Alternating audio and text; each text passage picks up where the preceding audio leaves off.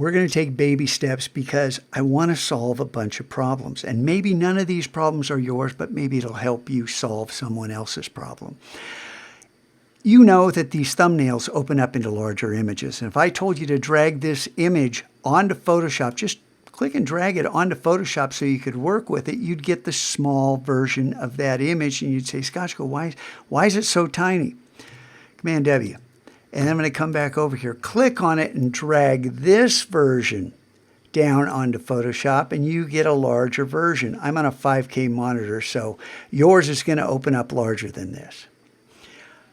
Now, this is, you see, it's called the background layer, and it's locked by default.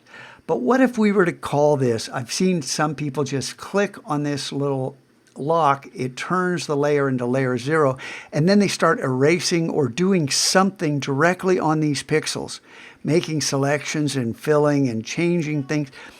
Never, ever work on the original image. I'm going to double click on layer 0 and call it original. Don't ever work on the original. And if you want, you can go ahead and lock that right there. See the lock? See that? Now it's locked. Now you can't do all those dumb things.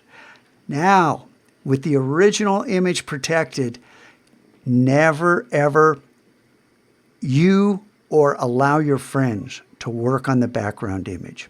And always tell them, hey, change that name, not background, change it to original. It's where you started. It's where everything grows from. Always have that foundation because I'm going to want to see, it's like a math class. Show your work. Oh, I started out with a different image, but I did a bunch of stuff to it right here.